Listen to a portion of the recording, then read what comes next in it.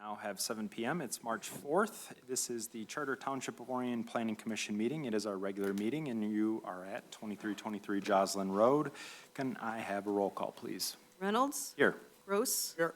Joshua? Here. Urbanowski? Here. Walker? Here. Jones? Here. Lovett? Absent with notice. We have a quorum. Okay, thank you very much. We do have a public hearing this evening, and I will go over the process for that here in just a moment.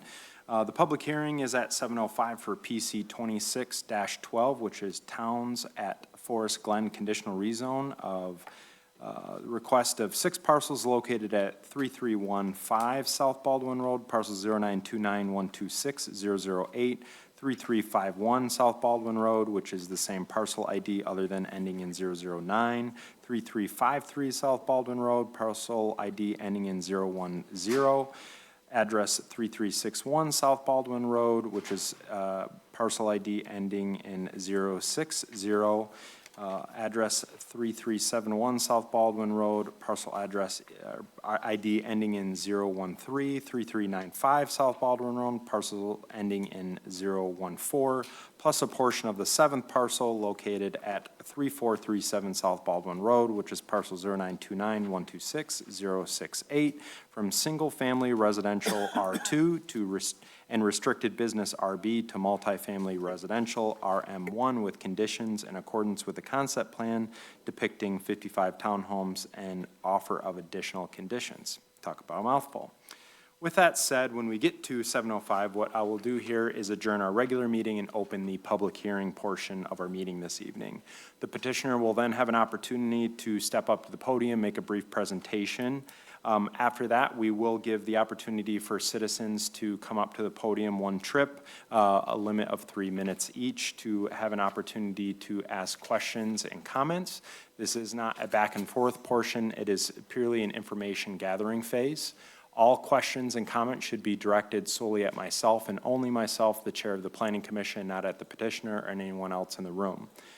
We do ask everyone please remain respectful of the process. This is multi-step in the sake that we have a public hearing, and then we will bring the case back later on in our agenda for deliberation. But just in the sake that we do ask everyone to respect the process, and please no hoot and hollering or profanity or anything like that. If that so happens, I will ask you to leave the room and you will forfeit your opportunity for any public comment during both the public hearing and during the rest of the meeting. So generally just asking everyone to be respectful. We are also part of that as the Planning Commission, so once you as a citizen, if you so choose to walk up to the podium, we will have an opportunity to read any letters into the record, and then the Planning Commission themselves will have an opportunity, if the petitioner so chooses, they have an opportunity to answer any questions or comments brought back up during the public hearing portion. Once that is concluded, we will close the public hearing and then reconvene our regular meeting and continue on with our agenda.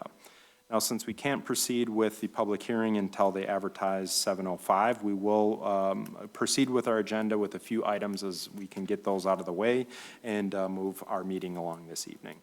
So with that said, I have our meeting minutes from our February 18th regular meeting. Do I have any discussion? If not, I'll entertain a motion. Make a motion to approve the minutes from February 18th, 2026, the regular meeting minutes as presented. Support. I have a motion and support. Further discussion by the Planning Commission. Seeing none, any public discussion on the motion? All those in favor, please state with aye. Aye. All those opposed, motion carries. Number 4 is agenda review and approval. Any discussion? If not, I'll entertain a motion. Move we approve the agenda as submitted. I have a motion. Do I have support? I have motion and support. Further discussion by the Planning Commission. Seeing none, any public discussion on the motion? All those in favor, please state with aye. Aye. All those opposed, motion carries. Item number 5 is brief public comment on non-agenda items. Is anyone here looking to make any public comment on non-agenda items? All right, seeing none, and we have no consent agenda, so that is as far as we can take it. I did just recall one item here. When we do proceed with the public hearing and citizens have their opportunity, please step up to the podium. If you could clearly state your name and address for the record for us, please. Again, you have 3 minutes. If you haven't done so already, on your way out, please have an opportunity to please sign in please sign in at our sign-in sheet. where you'll record that, and that goes into the record, so we have record of everyone that is here this evening. So fortunately or unfortunately, I've talked long enough to be able to make it to 7:05, so I'd like to adjourn our regular meeting and open our public hearing for the previously mentioned case for PC 26-12. If the petitioners here would like to state your name and address for the record, the floor is now yours.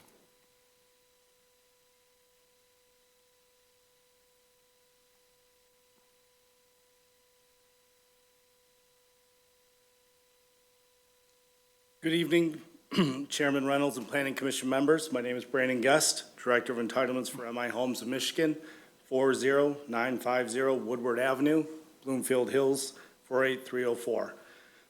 With me, I have my associates Frank Lucido, who's our land analyst, Brad Botham, who's our Director of Land Acquisition, David Straub, who's our Vice President of Land Acquisition, and our design engineer for the proposed development, Jason Rickard of SKE Group. We are excited to be here tonight to put forth our request for conditional zoning. First, I'd like to give a little background on MI Homes. Founded in 1976 by Melvin and Irving Schottenstein in Columbus, Ohio. Accordingly, we are marking our 50th anniversary in business this year. We are publicly traded, the 13th largest home builder nationally, and delivered 8,500 homes last year. Locally, MI Homes entered the market in 2018 and is on track to provide new homes to just under 300 families in 2026. We have 17 divisions in 10 states. Both nationally and locally, we strive to bring great communities to the market through both the design of our communities and architectural components of our houses. These include the emphasis on activated open spaces, walkability, amenities, and harmonious interaction with the existing natural features. Elegant landscaped entrances with harmonious monumentation and a housing mix suited for a broad range of buyer profiles and price points.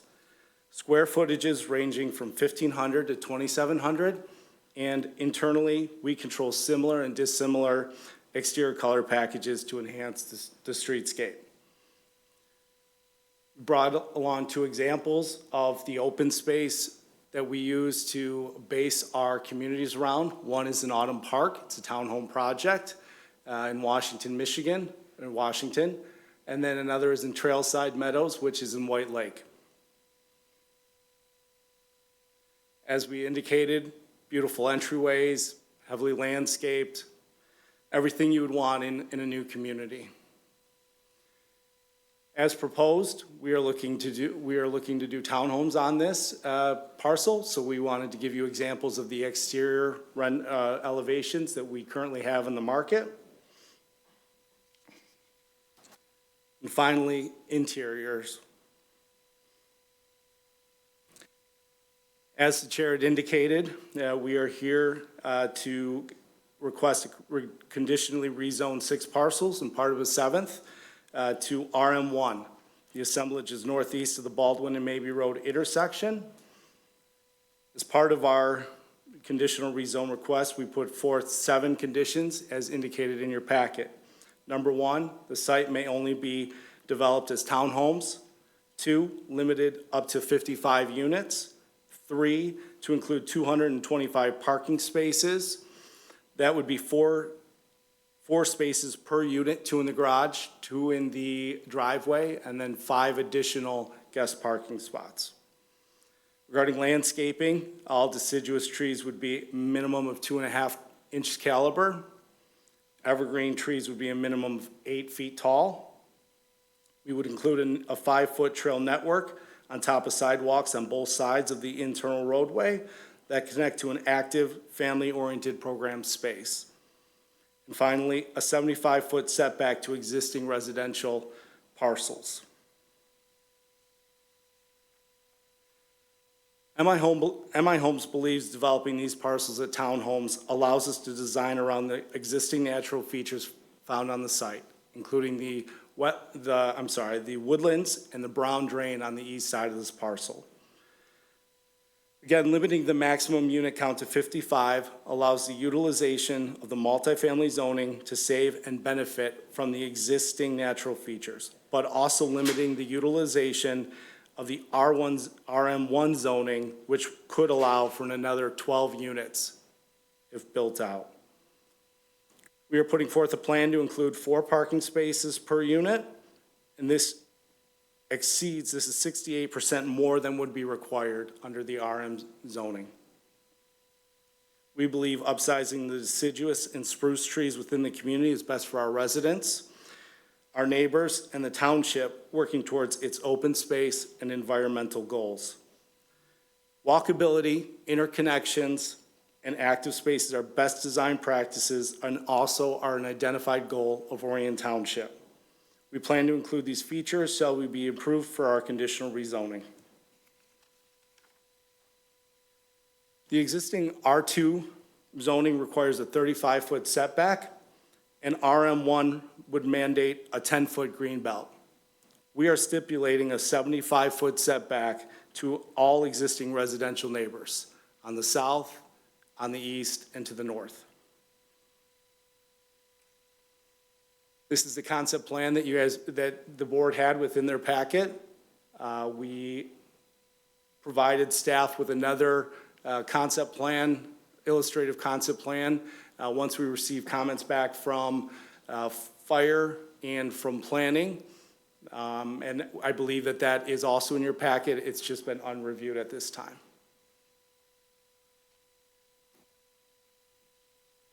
Couple of points of clarity just for the public hearing portion, because I don't want to get too much further into deliberating the project. That obviously that will happen during new business, but the plan that we have seen here on the screen, are any of those other items conditions or just the 7 that you've listed here this evening? Just the 7 at this point. Okay, thank you very much for that.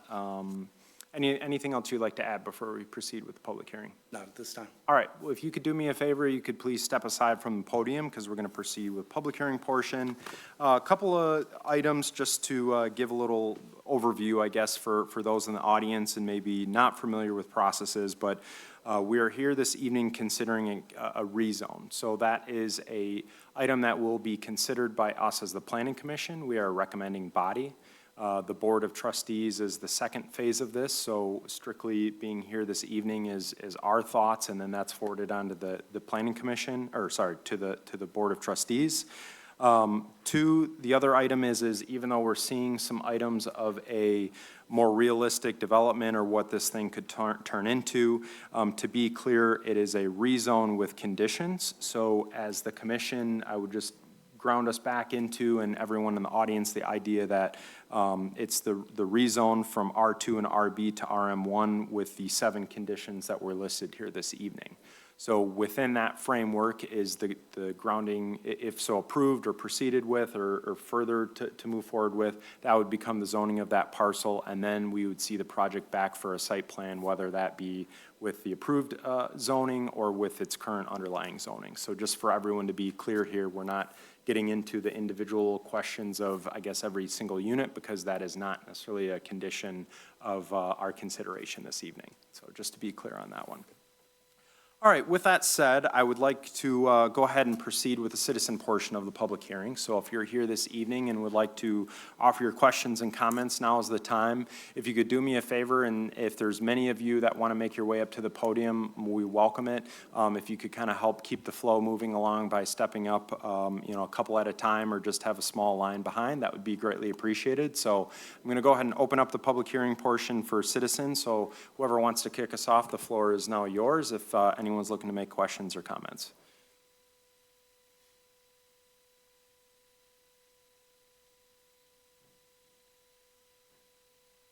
No right or wrong here. This is just information gathering phase. So if anyone else is looking, just go ahead and make a small line behind these couple of gentlemen here. Hello, I'm Richard Cahoon. Property is 3122 Mabee Road. I just had a question about the traffic flow. With this many units, and it's already, Baldwin is overflowed with traffic, you're going to add how many cars to that flow every day? Is Baldwin capable of handling the excess traffic with the excess that's going on the other side of Mabee Road other side of Baldwin Road, what is going to be the impact of the neighborhood between the R1 designation right now to the new zoning? That was my question. Understood. Thank you very much. Thank you. Appreciate your comments this evening. Ladies and gentlemen, I'm Tom Ronnebaum. I live at 3160 Maybe Road. We are the property owners that are directly to the south of this proposed development. We've been in the township since 1994. We've seen many things change through the 30-plus years we've been here. Seems like every time we turn around, there's something else coming at us. The Silverman project, the developments of the retail on Baldwin, the CVS, the Walgreens, the Bad Brads, it's really never ending. It's just the way Orion Township grows. But with this specific piece of property, it's really one of the last bastions of rural atmosphere that we still have left. We have a proposed drainage site on this proposal from MI Homes that literally is going to take down the last stands of trees that are back there, from what I can see. Now, these are trees that have been here since I've been here. Some of them are like probably 100+ years old. When the Bad Brads was developed, there was a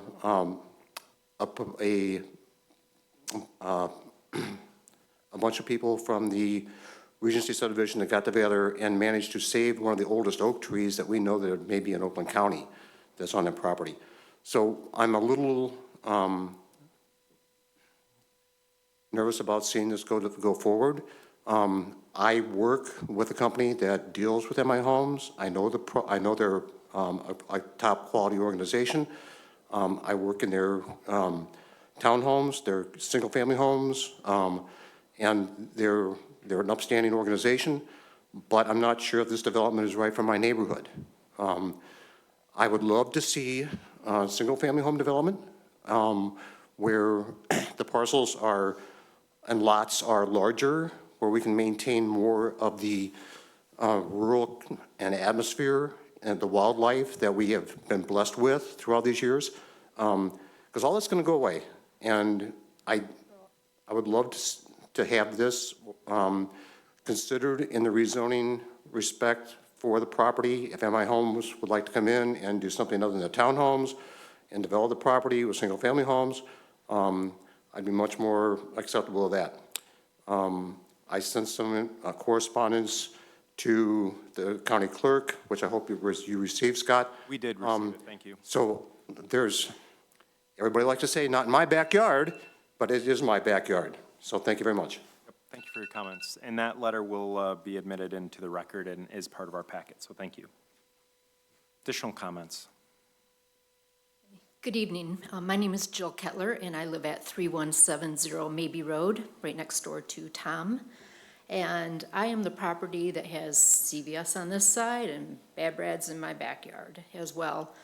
And I'm concerned because, and I don't doubt your properties look beautiful, but I look at the setbacks and the buffers that were built with Bad Brad's and CVS that borders two sides of my property. All the beautiful promises that were made in these exact same meetings about flowering trees and grass and well-maintained. Well, for years, we sit there, we have dead trees, weeds, bare spots of ground. I reached out several times to the code enforcement here. Zero response. When they come out, we're like, oh, we thought that was your property, and we were gonna give you a ticket for not maintaining it. And I don't doubt, that they will maintain their property, but it is a concern because it's very unsightly for us to be sitting in our backyard where we maintain our property and we have this disaster on two hills. And I also have a concern with lighting. CVS does turn their lights off. I believe the requirement's 10:30. Bad Brad's leaves theirs on all night long. We try to sit in our backyard, enjoy the beautiful new deck that we just built. And these lights, they just shine, and they are, they're very intrusive. And, we just miss the dark skies. And, again, it's just a concern. Will the township hold them accountable to maintaining their property because it's been a big failure so far. And so that is a big concern of mine and my husband's. Thank you. Thank you for your comments this evening.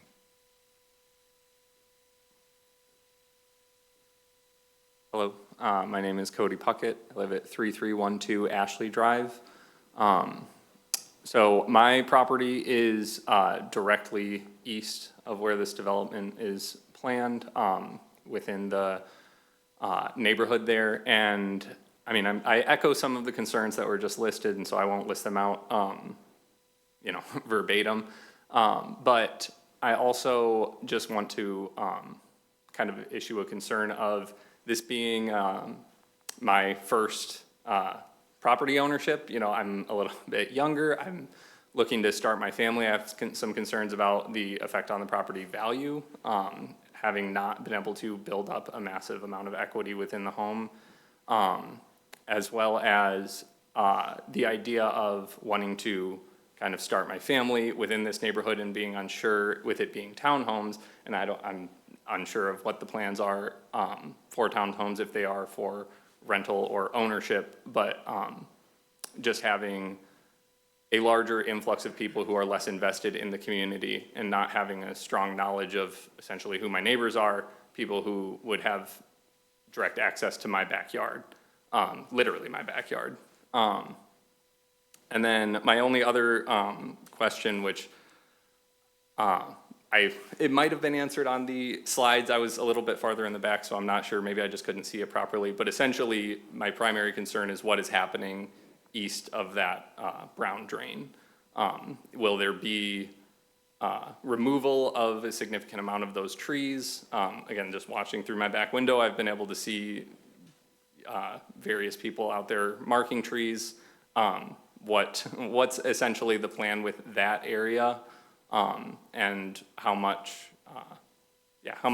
direct access are the residents, potential residents, going to have to my backyard and my neighborhood? Thank you for your comments. Additional comments during the public hearing portion? Last call. All right, let's go ahead and read. Oh, I'm sorry. you're okay. I am Debbie Santos, and I live at 2840 Regency. And I just want to make it clear that I share the same exact concerns. This is in my backyard. We bought our house because of our backyard, because of the woods. I don't want the children of these homes playing in the backyard. I want to see the wildlife. I want to see everything that I bought my house for. So I just want to make it clear that I'm in agreement with all these people. Thank you. Thank you for your comments. Any other additional public comments? All right, can we read the citizen letters into the record, please? I think we have a tally, correct? Yes, we had 3 letters, one from Mr. Ronenbaum. Did I say that right? Who was up here, obviously opposed. I have one from Kelsey DeRosier, at 3260 Regency Drive, that was in favor, and Andrew Zadri, 3500 Maybe Road, that was in opposition. Okay, thank you very much. At this point, I'll turn it over to the Planning Commission for any comments or questions during the public hearing portion. Any comments?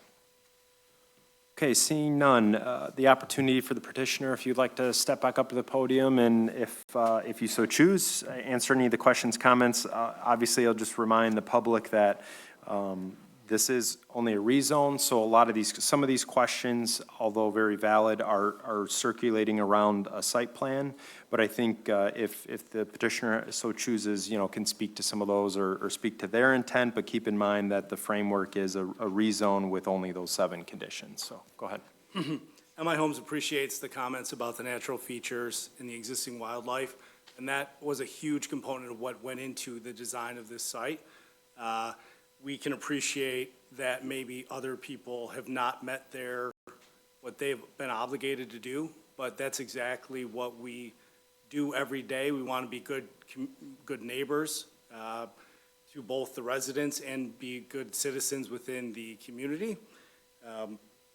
With regard, MI Homes builds strictly for sale project, so it would not be for lease. However, we can't exactly identify what the end user does with it, but absolutely, we are strictly for sale, not for lease. There obviously was a few questions, and like I said, some of these are circulating a site plan, but just concerns of traffic flow, at least conceptually, the way you guys would propose it. Any speaking to that? Same thing goes for drainage. I mean, again, some site plan issues, but if you have anything to offer on those comments? The comments I would make, from my understanding, I'm not a traffic engineer, but we are actually our traffic count is lower than the R1 or the R2, and our unit count is lower than what would be with the RM1. So that would also less traffic if this was straight rezoned.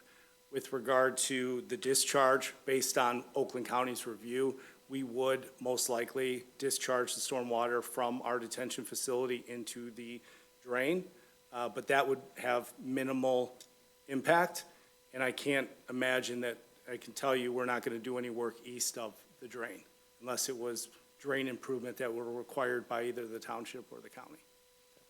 Thank you for those comments. Anything else you'd like to add during the public hearing portion? Not at this time. Okay.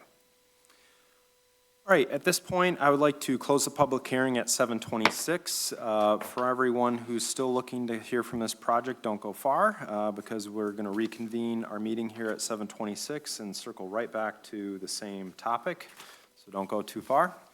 Again, we're considering the rezone of the 6 parcels as previously mentioned, so if there isn't anything the petitioner would like to add, I would like to turn over to our consultants for their reviews, if you don't mind. John, you want to kick us off? Yes, thank you, Mr. Chairman. Good evening, Commissioners, residents, applicant. Thanks for being here tonight.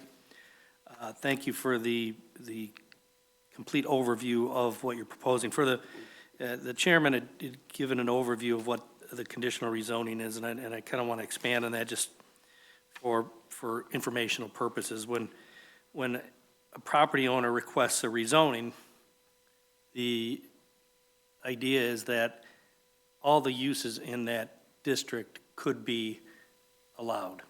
An applicant could say, we're going to build something, and then they don't.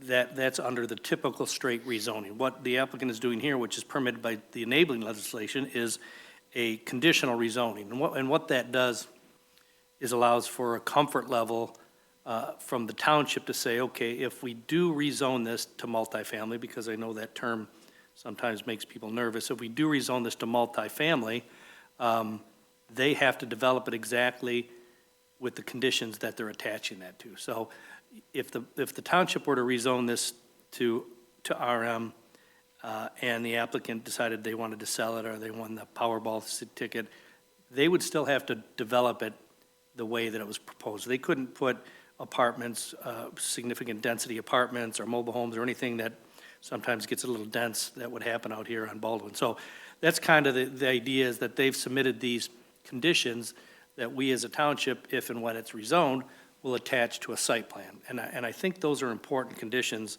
that the applicant is talking about, because if it were a straight rezoning to multifamily, I as the township planner, would be concerned. But with these conditions, it really narrows, I think, the intensity of the development on this site compared to what could be developed overall. And I say that using the idea that the township has a master plan and a future land use map, and that future land use map talks about a variety of different uses at this location. It's in the Gingellville Village area. It talks about commercial uses up front on Baldwin and more dense residential development behind that. And so those are potential uses that would meet the master plan for this area of the township. I did some thumbnail calculations in regards to if this were developed with single family under our R2 district, which is around 11,000 square feet lots, they could probably get around 45 single family units. And those 45 single family units would be developed on the site. They would be allowed to be 35 feet from the property line.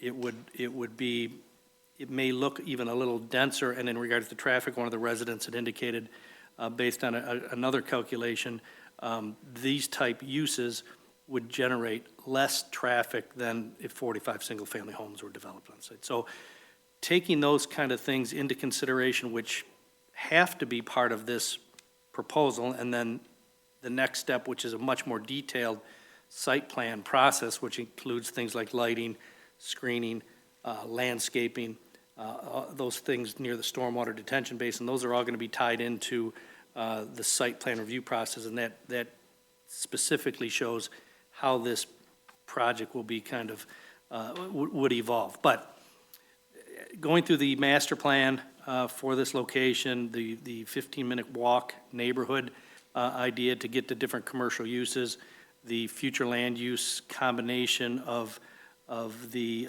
village, the Gingelville Village area, we're recommending that this is a reasonable request. It does appear to meet the requirements and the factors for a rezoning at this location. Thank you for that overview, John. We did have additional reviews from our fire marshal, which is just recommending approval, just only in the sake of his parameters with requirements, just noting that fire code, if only one ingress and egress route would be proposed, that all of those homes would be required to be suppressed. There was a public services review from our internal team, WRC, all of those typical reviews for a rezone request. At this time, I'll turn it over to the Planning Commission for your thoughts on, Anything from the engineer? no, I don't believe so. Do we have an engineer's review? No, just not on a rezone, sorry. Okay. I'll turn over to the Planning Commission for your initial thoughts, questions, comments for either the applicant or our consultants. Start us off? Sure, Mr. Gross, go ahead. like to.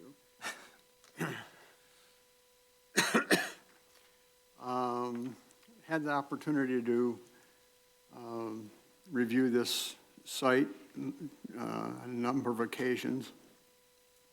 And I noticed that this represents a combination of 6 individual parcels that could be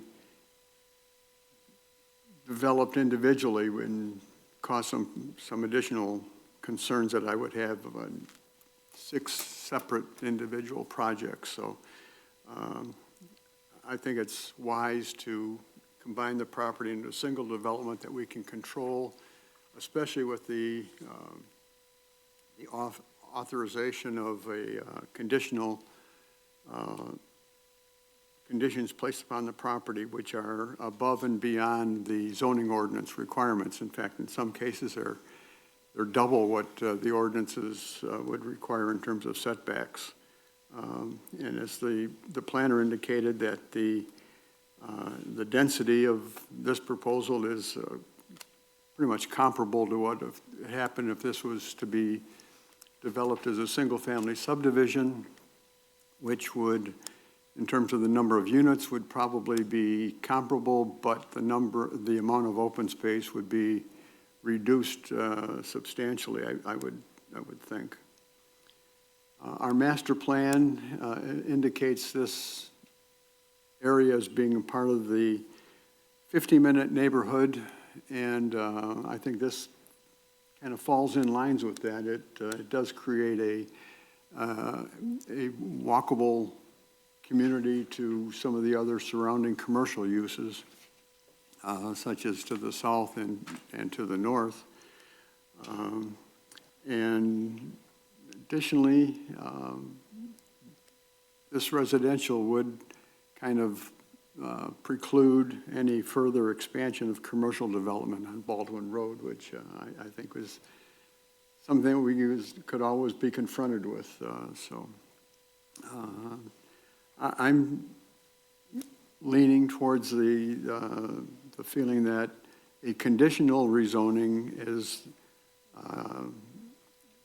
not only a good solution to this property, but one that would be well received by the community. I have one question of the applicant. Do you have any other projects in Michigan or in this immediate area that we could relate to, or you could relate to? We have a townhome project that we just completed in Washington Township, Autumn Park. We also have 2 townhome projects that are under development, one in Troy, Wesley Park, which is on Rochester Road, another in Commerce Township. That's the towns of 42 North, both with similar unit counts, little different geometrics, but very similar product, specifically in Commerce Township. And the Wesley Park in Troy is also, I would say, comparable. It is a 3-story. We would propose a 2-story here, but it is a townhome with like materials.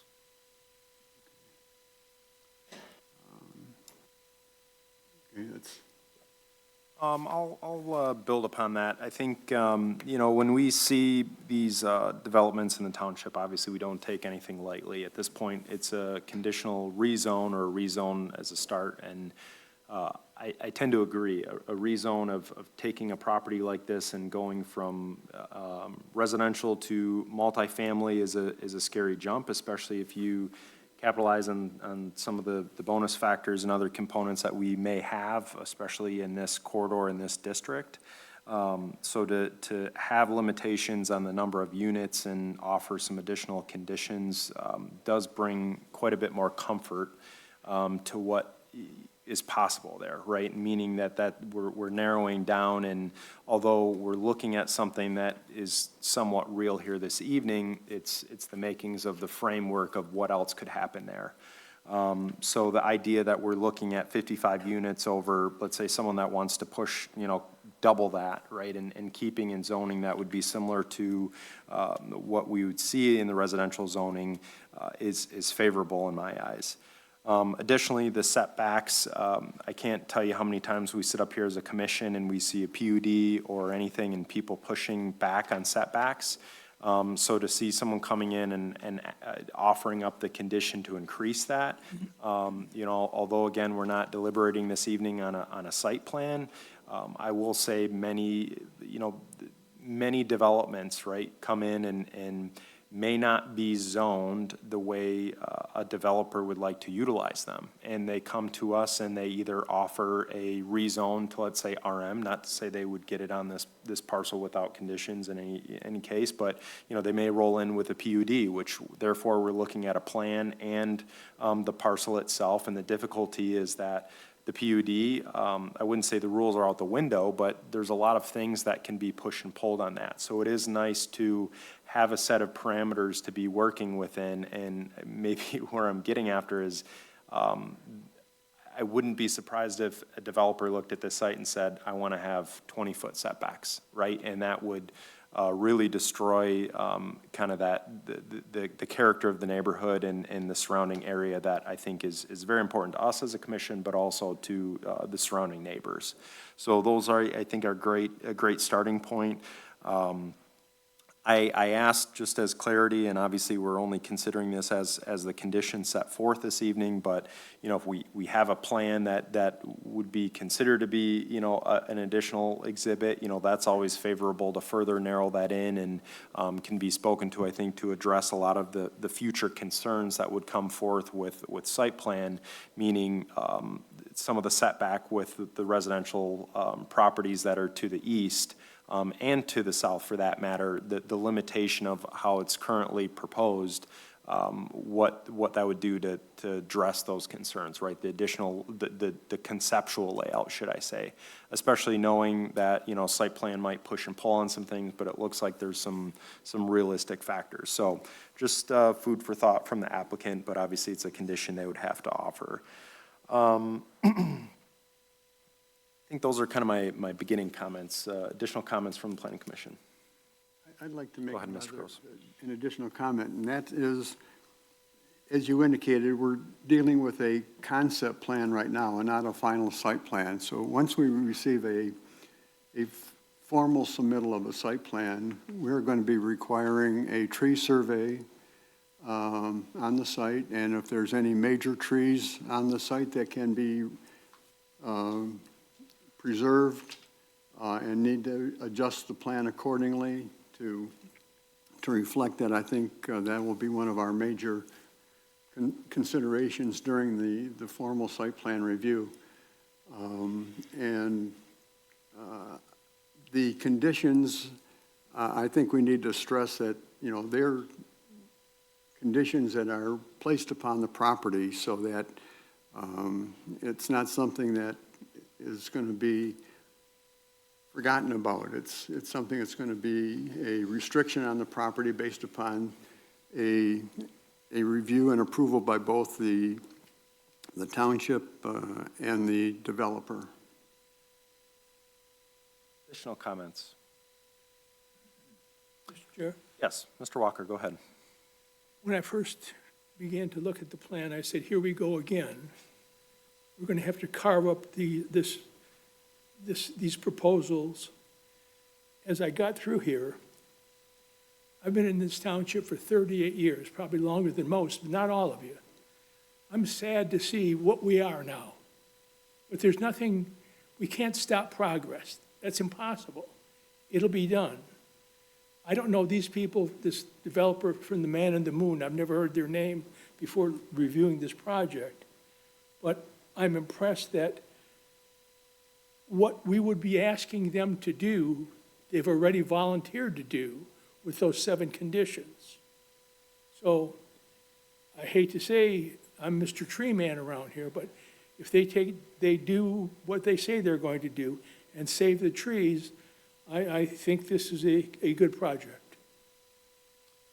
Mr. Walker, I would like to offer one other component, just to build upon trees and setbacks and all of that. And I think that's the benefit of offering up the idea of townhomes, you know, and there were some comments made of, you know, what if it was single family, right, and residential, typical residential lots. And our master plan and a lot of proponents of that speak to cluster, you know, developments like this, right? Maybe multi-unit buildings that preserve additional open space and allow for some of these setbacks.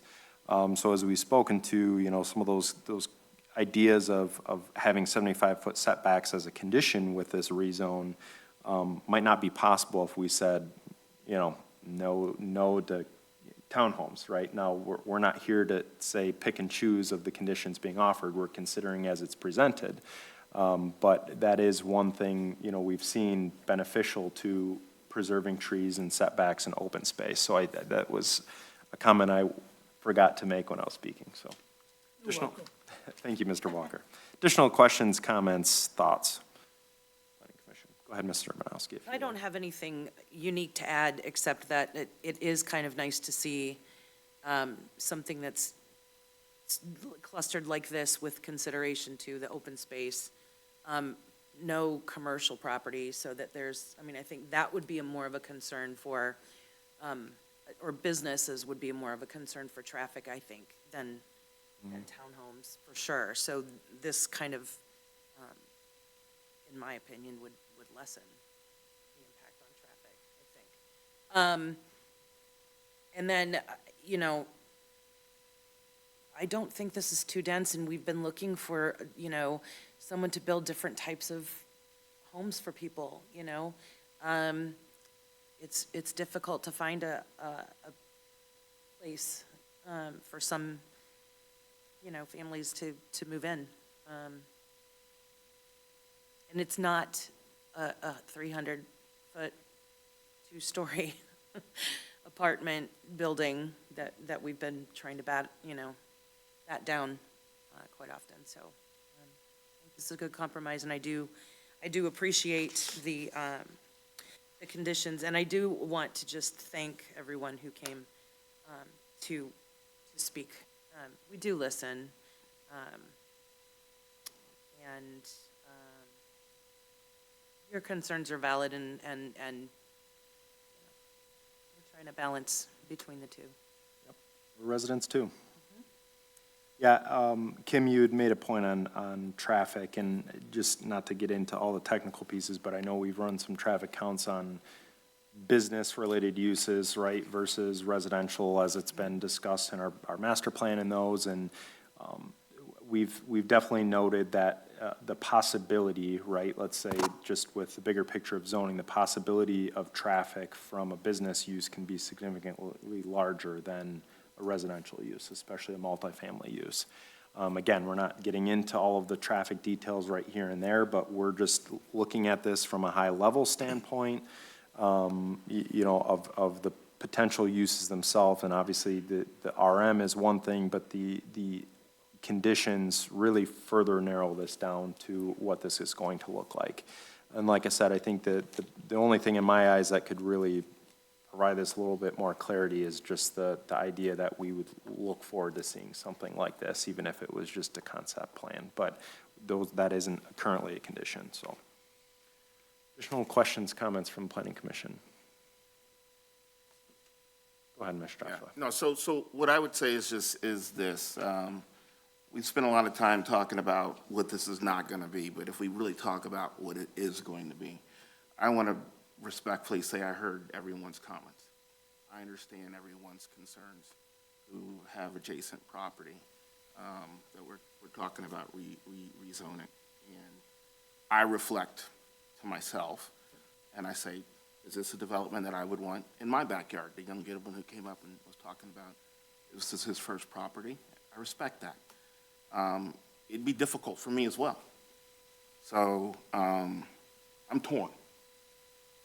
So I'm sure we're gonna vote, and we'll go from there, and I'll make a decision at that point. But I heard you, and I'm torn. I'll leave it at that.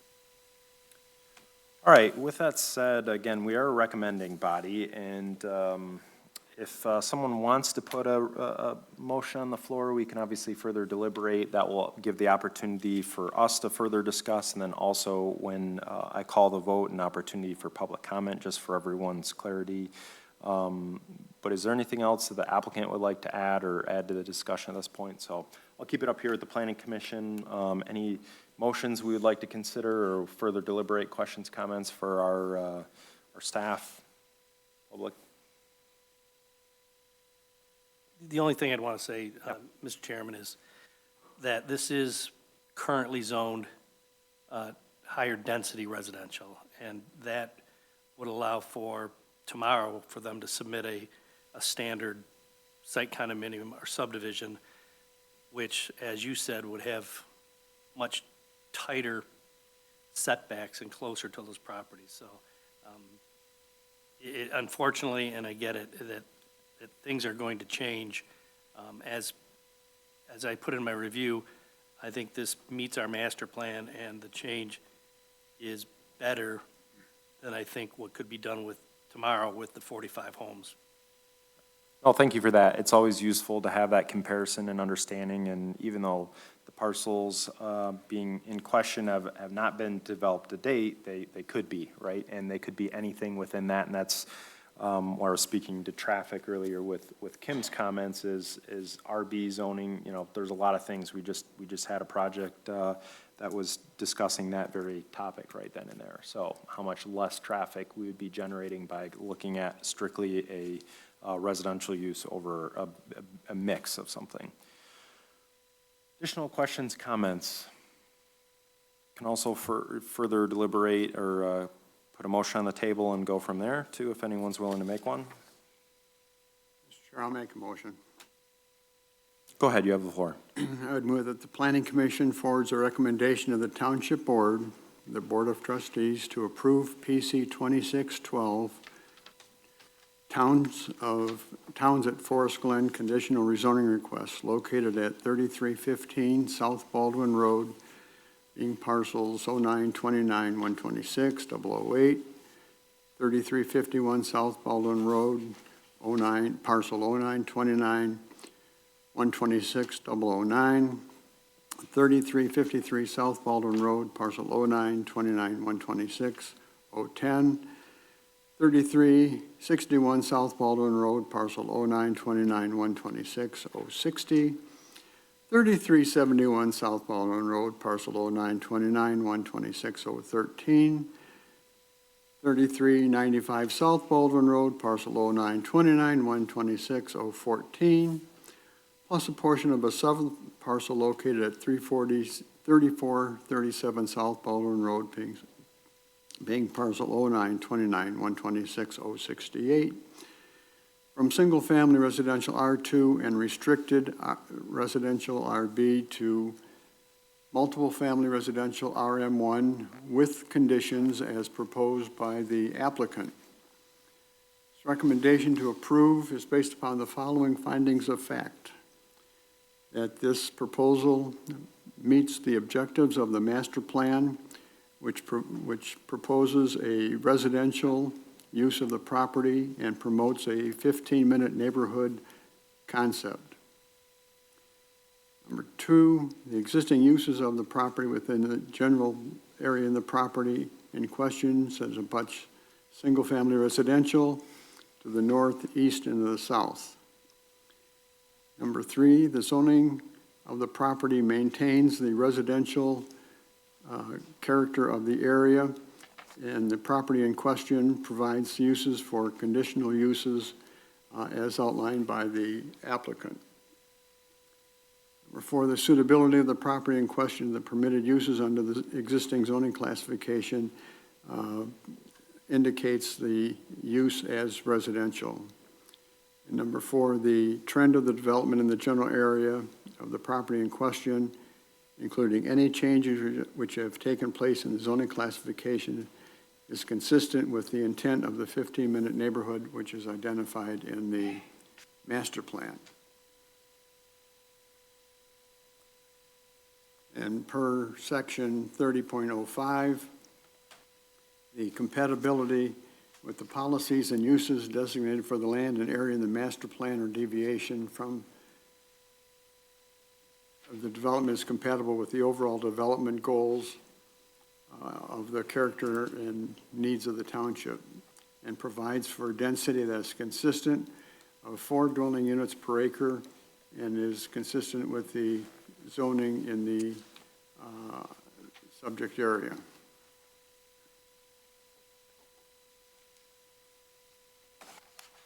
I'll leave it at that. Okay, I have a motion. Do I have support? Support. Support by Mrs. Urbanowski. Further discussion by the Planning Commission. So one question of clarification, do we need to read the points into the minutes?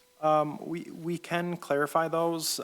They were. Conditions, yeah. Yeah, we can, and that's, we can, yes, we can do that.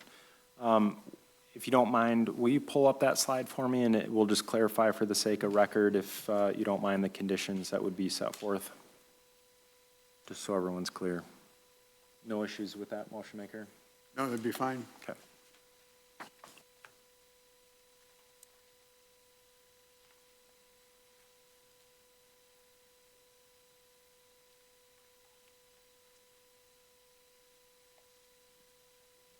Yep. You paid attention. Sir, Chairman, is your request that I read them? I'll read them into the record if you don't mind, if you can just pull up that slide for me as a trigger point. I'll do you one better. All right, so just to clarify that the property may only be developed for residential townhomes and related accessory structures and amenities. 2, the maximum number of residential townhome units on the property shall be 55 units, 4.1 units per acre. The total number of parking spaces shall include 2 garage spaces per unit, 2 guest spaces per unit, and 5 off-street parking spaces. 134 spaces are required, and 225 spaces will be provided. 4, any deciduous shade trees planted shall be a minimum of 2.5 inches in caliper when measured 12 inches above grade, and any evergreen tree planting shall be a minimum of 8 feet in height when planted, and a 5-foot trail network in addition to sidewalks on both sides of the road that connect the community at multiple points to an active family-oriented program space. And the underlying R2 zoning requires a 35-foot setback to the property line, and to the proposed RM1 required a 10-foot green belt around the entire perimeter, and a 75-foot setback landscape green belt will be constructed contiguous to all surrounding residential properties, and which is 107% larger than would otherwise been required when the underlying zoning and other 7 items more than is required under the RM1 zoning. Mr. Motion Maker, any issue with the clarity of adding that to your motion? The only clarification I would say with condition number 2 is that the site shall not exceed 55 units. Correct. Yep. It could be less. Yeah, yep, the maximum number, not to exceed. Do you amend your support? I amend my support. Thank you very much for that. We appreciate that. Okay, further discussion by the Planning Commission. Okay, I will call any additional questions, comments from that of the applicant. Any questions or comments, any public comment on the motion from that of the public? Okay, so again, this is a recommendation to the Board of Trustees for the previously stated conditions and findings of fact, along with the conditions that were just stated here. Can I have a roll call vote, please? Gross, Yes. Joshua, Yes. Urbanowski, Yes. Walker, Yes. Jones, Reynolds, Yes. motion carries. Okay, thank you very much. I will just note, for those of you in the public this evening, thank you very much for your attendance. As stated, we don't take your attendance lightly. If you so choose that you're not going to stick around for the rest of the meeting, I don't blame you. Just please quietly exit the room if you could do that for us. And any conversation, please hold them out in the lobby for us, please. 2, if you're looking to track this project, I'm not sure when future submittals will be provided or when it will go to the Board of Trustees at this point in time. Tammy, do we know? Yes, they are slating to go to the Board of Trustees on the next meeting, March 16th. Okay, so for those of you curious of when this is going to proceed, March 16th is the next board meeting, and this is on the agenda currently. Our staff always tries to keep everyone in the loop, so the planning and zoning staff will always help you kind of be in the know. But it is your role as residents to try and help one another out to understand, future roles at the township board, but then also for the sake of site plan if they so choose to submit something, so. Add some clarification. Yes, go ahead, Tammy. When it goes to the board, it does need to go 2 times, and there's a month in between. So right now, it is slated to go to the Board of Trustees for the first reading on the 16th, and then at that meeting, they will say when the second meeting is. And then to clarify, if they're successful on their rezone and they come in for a site plan, that is not anything that needs public notice. So you're going to want to, if you want to come in and see when we're discussing the site plan, keep an eye on our website for when it's on an agenda, or if you want to, as a group, send something to me in Planning and Zoning Office with some self-addressed stamped envelopes. We can send you the agenda. So I suggest you just reach back out to anyone in Planning and Zoning if you have any further questions about how this is going to proceed. All right, thank you very much, everyone. Thank you, guys. We appreciate your Yep, time. thank you. All right, as everyone's quietly leaving the room, I'll ask for the next new business item, PC 26-13, AccuFelt Site Plan Amendment and Wetland Permit Amendment located at 4285. If you want to step up to the podium for me, south of Pier Road, parcel 0935-200-032, and parcel 0935-200-033. If you guys have a presentation you're looking to pull up, or? Yeah, just some slides so you can see them. Okay, wonderful. Scott Kreutzer, JB Donaldson Company, 37610 Hills Tech Drive, Farmington Hills, Michigan, 48331. Wonderful. Go ahead. So this is a re-site plan approval. We've had some changes on the site since we were approved last time. They are simply improvements or what has happened over the site and the design in the front of the building. That's probably the largest that's going to affect the building. For you to see, the front entrance is all that's really changed. So let's start with the site first. So we've had MDOT give us I'm going to say an ultimatum to move the entrance, actually the exit, if you can see on that site plan, to the north. So we weren't lined up with the cross-traffic on Lapeer Road. So what that's done is that's pushed that exit into the wetlands. That's our second wetlands permit. The first wetlands permit has been approved. We have it already. We've obtained it. We're currently working in the first wetland area. So we're into Eagle with our second wetlands permit. It's underway. I'm assuming it's going to be turned out to us in the next probably 3 months. Lucky for us, we don't have to work in that area until probably, in the springtime sometime, actually late fall. So that's the first change on the site plan. The second change you'll notice is the fire access road has been changed due to the grades in the Truckwell area. It used to be a straight fire access road that came from the neighboring property right up to our truck wells there. So we've changed it to an S, kind of an S entrance. We've gone to the fire marshal. He has looked at that and has no issues with that. The third change in this is on the north side again. We've added another retaining wall to the project. You can see the cursor right there.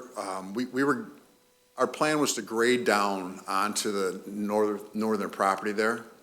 That's and take this as you will. We made a mistake. We thought that Tony from the Bocce owned that property when we first developed the property, or first developed the site plan. He does not own that property. The UAW owns that property. I spoke to the president of the UAW to see if he would be conducive of us grading down to the parking lot line, to the curb line. They have family events, so they use that green belt area. It would have remained green belt, but it would have been there would have been a percentage slope, right? So all we did is we added a retaining wall at the property line, so they'll maintain their grass area down there, and we'll retain our roadway around the building. The fourth area is to the east. So the condos to the east, we talked with the ownership there, and if our property had a very large pinnacle hill in the back. It was probably 15 feet tall. We were going to be able to grade it down to probably 10 foot tall. We approached them to grade onto their property to remove that hill.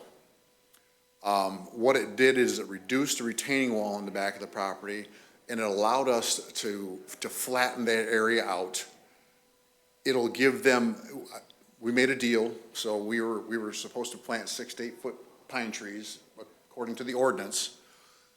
We were going to plant 8 footers no matter what. Now I'm going to plant 14 footers for him.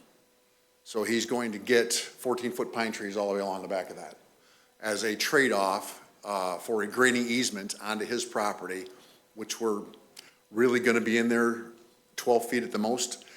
That property has a retaining wall in the back of their property that's probably 12 to 15 feet tall. It's a boulder wall, and there's a fence on top of it. We won't even come next to the fence. So it's property they don't even use now, but we were being the good neighbor and kind of accommodating. They accommodated us, so we're accommodating them.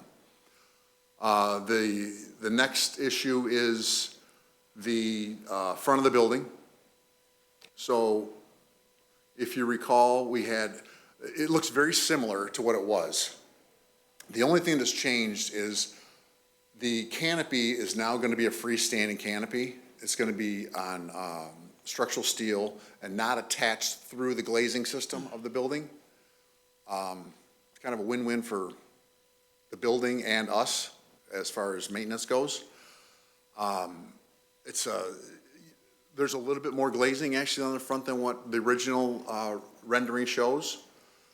And it's a system to where it's all just vertical mullions. There's no horizontal mullions going to be seen. It's all butt glazed on the horizontal.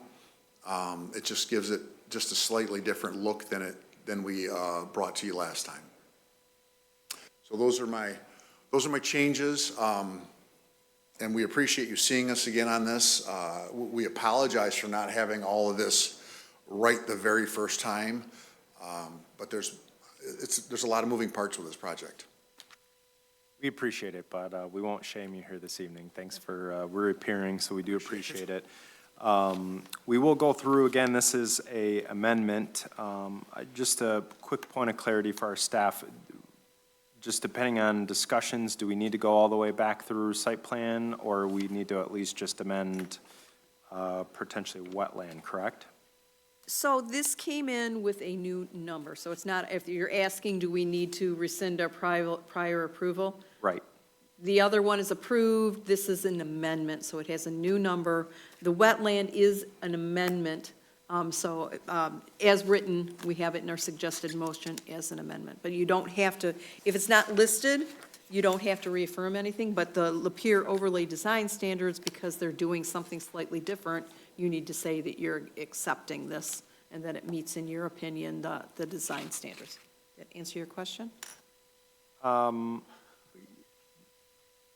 Yes, it does, except I'm looking at a document that says the following motions are optional upon planning commission's discussion and preference. Correct. So if you say you don't feel that this building, the way it looks with his changes, meet the Lapeer overlay design standards, then you wouldn't be issuing a waiver. That's why it's optional, whether you feel that what they have here, which is different slightly Okay. than they So we- had before, We still need to provide those motions, correct? yes, you do. If they're listed, you do, if you so choose. Okay, sounds good. Understood. Thank you for that. All right. Thank you for the point of clarity. I'll turn it over to our planner for your review, and then we'll proceed with our engineer's review. Go ahead, John. Thanks, Mr. Chairman. Just real quick, they had indicated the change in regards to the building facade and elevations. The planning commission did grant a waiver for that from the overlay requirements, and we're comfortable with the changes. Okay, thank you very much. Mr. Landis, would you want to walk us through the engineer review? Sure. Thank you, Mr. Chairman. We did have two review letters, one for the site and then a separate one for the wetland. Pertaining to the site, I concur, we don't have any major concerns with this. The driveway egress reconfiguration is a safety issue from MDOT, and we pointed it out early as well. And my understanding is there's been some joint meetings with Eagle to amend the conservation easement that wetland is within. So they're receptive, but it's just got to go through the process.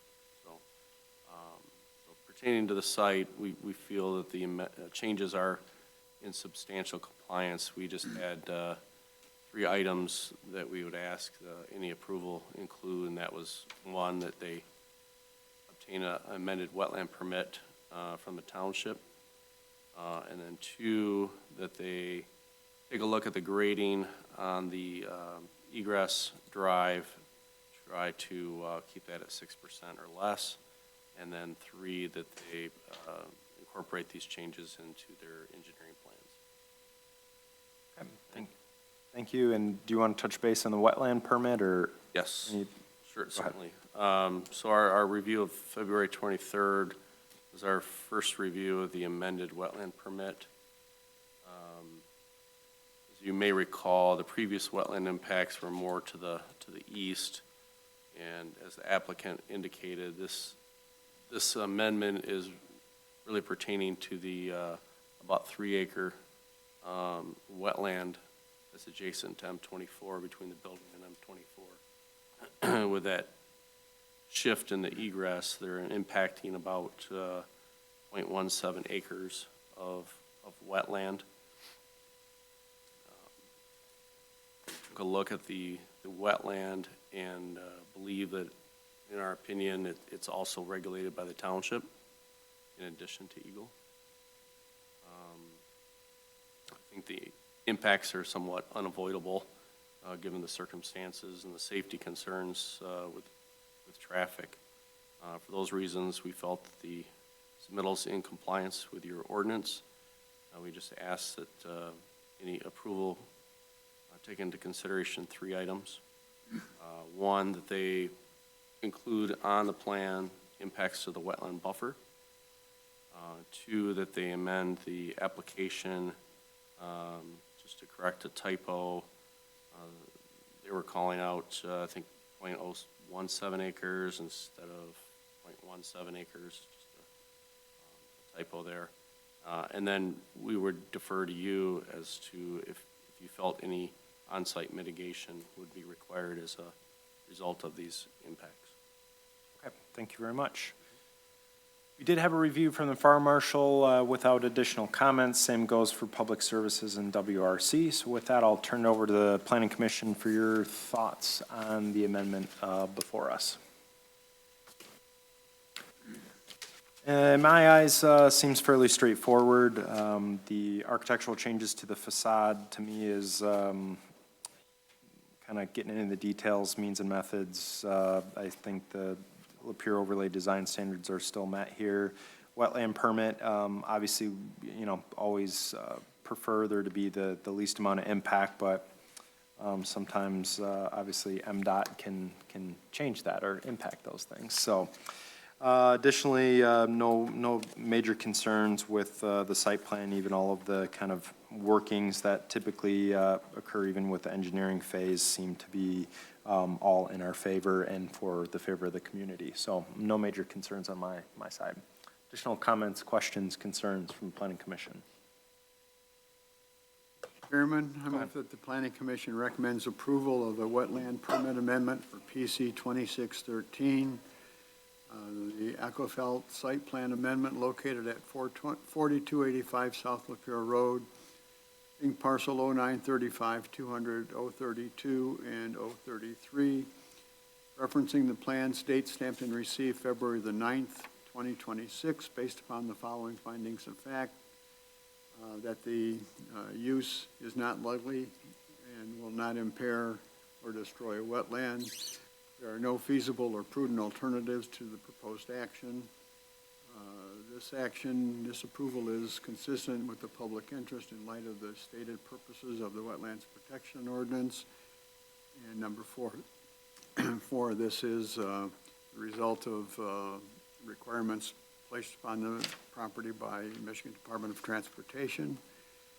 And this approval is based upon the following findings of fact, that the city's engineer has reviewed this and has, excuse me, impacted the condition that the impacts on the townships required 25-foot wetland buffer zone shall be shown and quantified on the wetland impact plan. Two, that the plan revision permit impacts in the proposed JPA note be provided at 0.17 instead of the 0.017 acres. And finally, the Planning Commission has decided that an on-site mitigation is not necessary. All right, I have motion. Do I have support? Support by Mr. Joshua. Further discussion by the Planning Commission.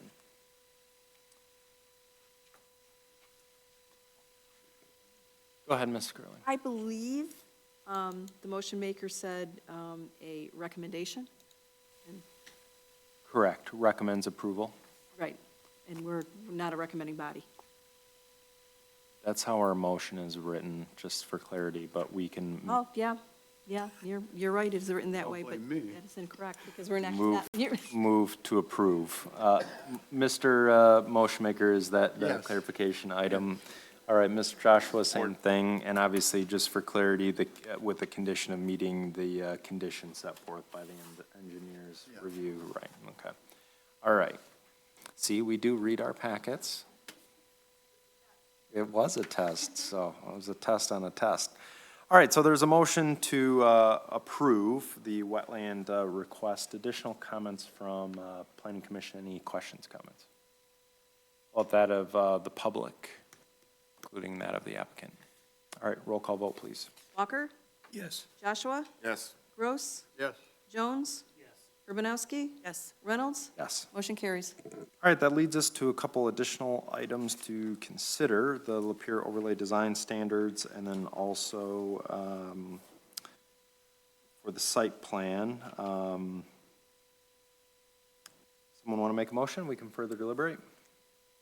Move that Planning Commission approve the overlay design standard modification for the subject property at 4285 South Lapeer Road, referencing the plans date stamped and received February the 9th, 2026, relative to the facade and exterior walls, material and colors, which have been presented to us this evening as being consistent with the previously approved overlay design standards. All right, I have a motion. Do I have support? I'll support the motion. Further discussion? Any public discussion on the motion? All right, roll call vote, please. Joshua? Yes. Jones? Yes. Urbanowski? Yes. Walker?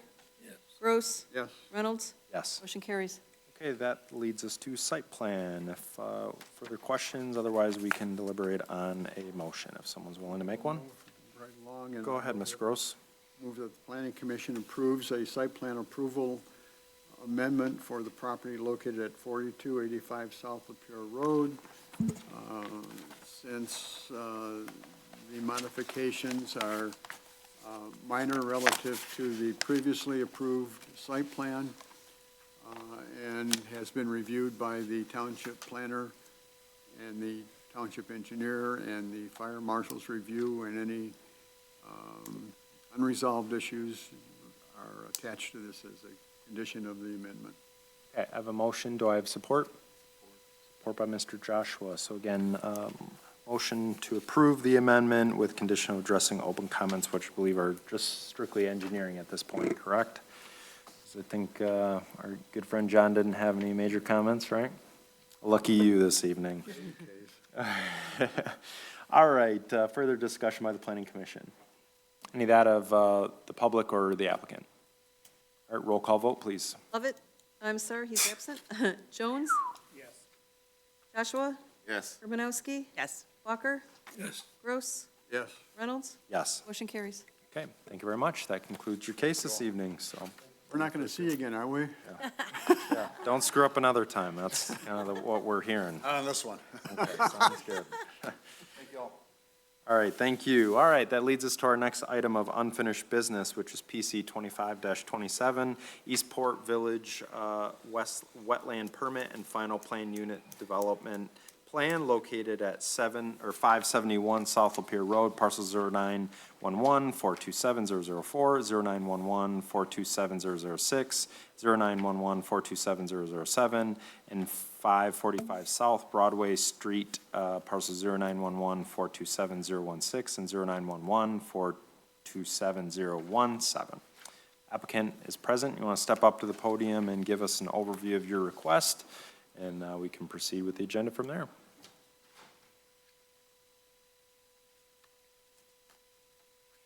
Good evening, Dominic Mosheri. Probably the smallest crowd I think we've had for any of our projects in the past few amount of years. And invite some people in if you're No, it's okay. to feel bare. Yeah. So yeah, nothing really new on the proposal. We've been going back and forth with Mark and John.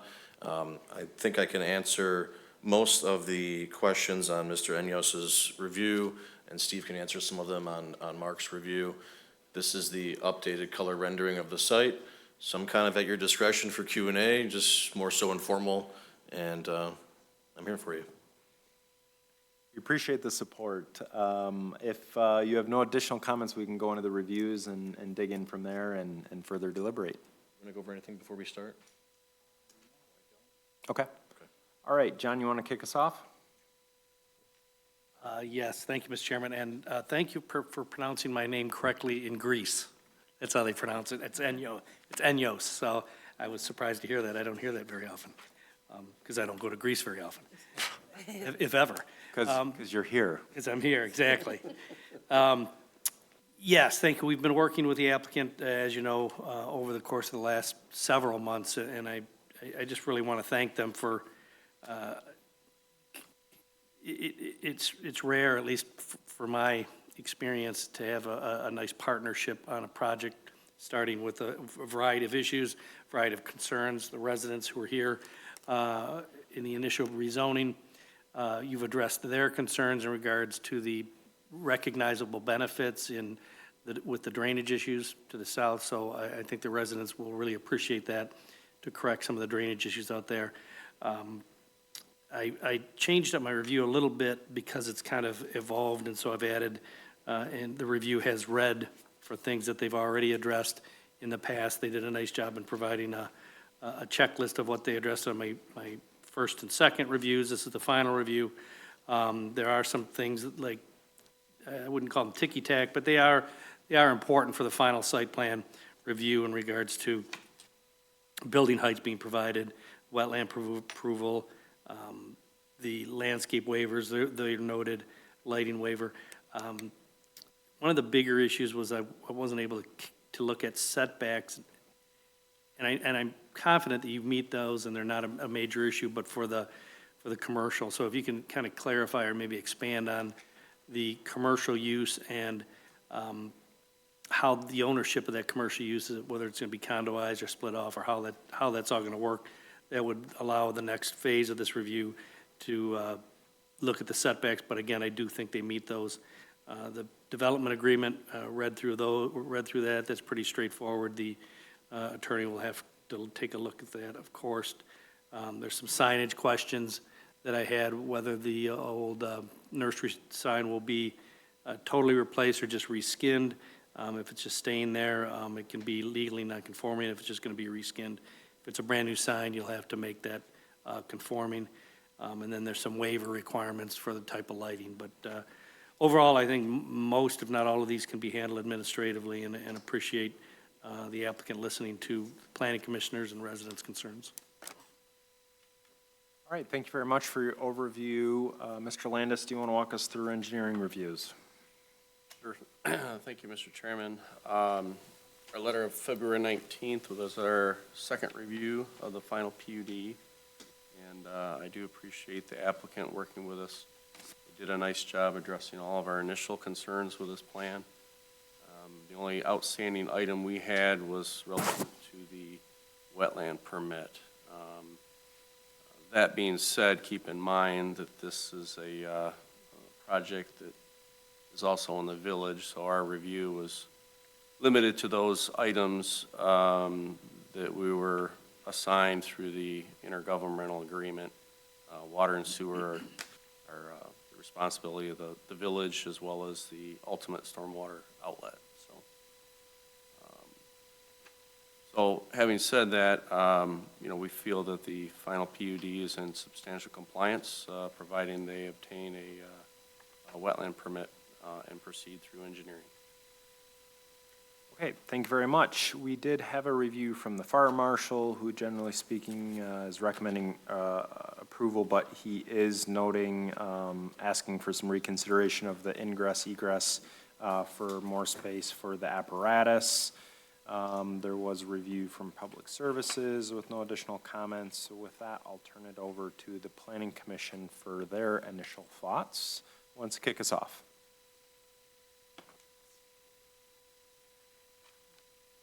Chairman. Go ahead, Mr. Gross. Pleased with the plan. Reflected, I think, everything that we had suggested on the concept plan. Just a couple of points on indicating on the final plan that the planners will review.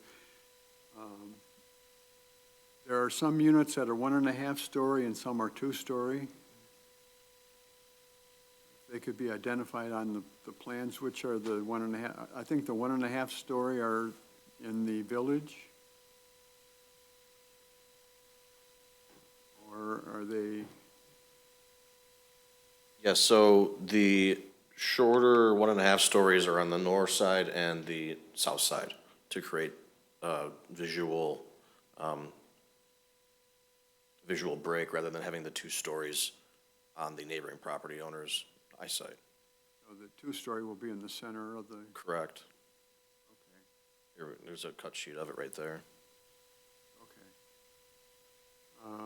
The plans do not show the driveway aprons into the units. I think as a consideration, they should be reflected on the plans.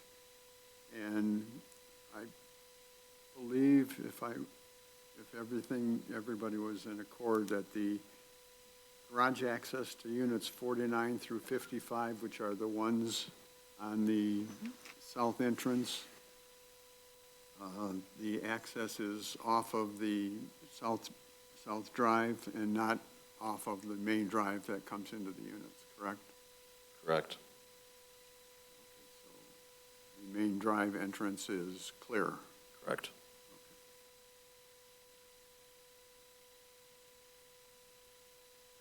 Additional comments? None. Okay, one comment on my side, so can you provide a little clarity with the proposed signage is what's in our packet, part of the PUD or separate of the PUD? It is part of the PUD. Okay, so the existing, can you pull up the Jacobson sign and walk us through a little bit of what we're doing there, just so we can have some clarity? Is there electronic component of that, or? Do you have it in your packet? Because we're going to try to pull it I up. do. Sorry. So basically, it is just a re-skinning of the existing sign. So we're adding some stone column to or stone bases to the columns. The bottom panel is kind of just set up right now, I think is like showing like a restaurant type-ish, marketplace type deal. That could be interchangeable or live video. And then the top is just gonna be, backlit lettering. So that's where my question kind of lies is, I think, I'm not against the reuse of the sign, right? And obviously, there's an existing sign there and probably get you some potential increased sign areas. But my comment would be is not the clarity on kind of these parts and components of it. So this lower portion, we're looking at a video screen, is that, or interchangeable lettering? Interchangeable panel lettering. Okay, Yeah. so right now in our packet, it kind of looks like it could be like a video screen. Yeah, it's just a picture. The marketing guy kind of made it look too realistic. Okay, so I think that's something that I would want to have clarified, that there's no intent for electronic signage on that. I think just getting some additional labeling on what's submitted. Sure. And clarity that the existing sign, the intent is to reuse. Additional concerns with that, obviously, it's been a little bit of a dicey subject with PUDs and things, so go ahead, John. Yeah, if the site were just to remain, that the sign were to remain exactly as it is, maybe painted or fix it if there was a problem and just reskinning it, that could move through the process relatively easily. But I think in talking with Tammy also is that you are adding that it's not electronic, but it is an addition to the sign. You're expanding it, and you're also expanding the stone base. So at least my idea of and definition of a nonconformity, even though this is a PUD, I think that would require a waiver for that sign as well. I wish I had it on there, because I don't think we were adding any panels to the sign itself. I think just the bottom one, as it stands now, is just lettering, and we're proposing it to be a picture, and then above it's gonna be the actual Eastport Marketplace. So how I always explain it, because normally signs, if it's not a PUD, it's through staff. Correct. If you've got your sign and nothing's changing but popping out the front and the back and putting in a new one that says different, then that is a change of copy, and that's fine. Okay. But you're adding stone, so you're adding to it, and it's nonconformity. Now, the fixing point, at the discretion of the planning commission and ultimately the board of trustees, is a PUD. You can have deviations from the ordinance. Right. But I think what you're doing is getting rid of the nonconformity because you're changing it enough that in your list of deviations, this would be one. It's a whatever size sign, how much larger it is than what the ordinance allows, it would be one of the listed deviations. Understood. So in my perspective, I'm not against the updating of the existing sign. I think I would like there to be clarifications added to these documents. If they're going to be admitted as a record and therefore added additionally in the sake that the deviations would be listed. So my understanding is that you're essentially, updating within, the existing framework of what's there, and that we're not proposing you can see here in this image where I'm getting the thought of, it's not the interchangeable letters like the existing sign or some sort of function of that, but rather a screen. So I think that's where it gets a little dicey for me, and I would like to see not only dimensions called out, but then also intent. And my understanding of this review is that it'd be one thing to update some font and lettering, and okay, we got some stone instead of just some bare steel columns, and, we go from a flower to a market guy or whatever it is, but then we're going and adding a screen. So, Yeah, I'll make sure that we clarify that there's not a screen there, because it does look like a screen in that picture. yeah, So this kind of I'll clarify 48 by that. 96 area, right, that Yeah. we're discussing. So I think if the intent is to kind of utilize the same spirit and intent of that sign, I don't have an issue with this, but I want there to be clarification with a resubmittal that's the case. Okay. Go ahead, Ms. Kaplan. I do want to add one thing, that by the definition in our sign ordinance, this would be considered not a ground sign, it would be considered a billboard. So what does that change? What does that mean for us? There's serious regulations on a billboard. So I would just be clear, so I guess, in my opinion, and I would like to make sure everyone is on the same page with this, is that if we are going to allow this, to make this very clear of any motions that we maybe make this evening, that it's with this, the intent of the larger sign is the reuse of the Jacobson sign with some minor updates and modifications, and that the applicant would clarify that they're fulfilling those requests, versus spooling into something that's higher, bigger, better, whatever it would be. So, thoughts on that topic for a signage standpoint? I just have one comment on the other sign that was mentioned, was the ground sign that he wanted to move back, was it 30 feet? Did we move that back to? Correct. Yeah, so there was a comment of the monument sign for the residential portion of the project that you wanted to move 30 feet back from the right of way. That's We were able to accomplish that, so that's on the plans. Yeah, that would meet the ordinance, so we're good with that. Yeah, okay. All right, that was kind of my main discussion point. Obviously, there's some loose things that need to be tidied up, but I am generally in favor of what's going on. To the point of Mr. Gross, though, there is the opportunity for different unit types, correct, within the 2-story and 1.5-story, correct? So is that why garages or those entries are not shown on plans to date? Can you address that comment? Yeah, I'm surprised that we don't have that on there, but basically there are some different layouts and floor plans within each of the categories, 1.5-story, 2-story, or ranch. So it just depends on the floor plan, so we can kind of further detail that if we can. Steve, we'll have to lay it out with Mr. Tringali. See which ones he wants to put where, unless you have it on there. Yeah, no, there's the kind of the suggested Yeah. buildable footprints being Yeah, provided. but no approach drawn is what you're getting at. Correct. Yeah. Yep. So what I can do for the next one is we can just do a base on general assumptions and product mix. We can do that. Are there going to be 1-story units as well, or just the 1.5? The 1.5 is technically 1 story with a bonus room. So it just depends if the option for the bonus room or not. Additional comments, questions, concerns? I can make some comments on the commercial ownership and the townhome. Please. So that's all going to be owned by Mosheri. The commercial piece will be leased out to a village market, if you will, and then the townhomes would be individually leased by residents in the community. They are live-work units, so that ground floor would be for a home office or a psychologist or whatever have you, but there's not going to be subleasing of that ground level. Understood. John, does that address your comments about use for, I think, the front? It was bundled into a lot of comments there, but I think you're referring to the setback for the commercial building up. Yeah, front, that's the correct? one, that's the one that I wanted some more clarification on, is a commercial building, and especially its proximity to those homes, in the back of those homes, and how that was gonna work. So that makes me comfortable. I had some other questions in the development agreement, but I just talked to Tammy, so we're good there.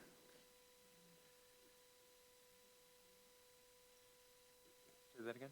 Did I miss the answer on ownership and condominiumizing? Did I miss that answer? Yeah, there's going to be technically 3 condos in this. There's going to be the residential, the commercial, and the townhomes. They're all going to put in a larger master association to take care of the common areas and what have you.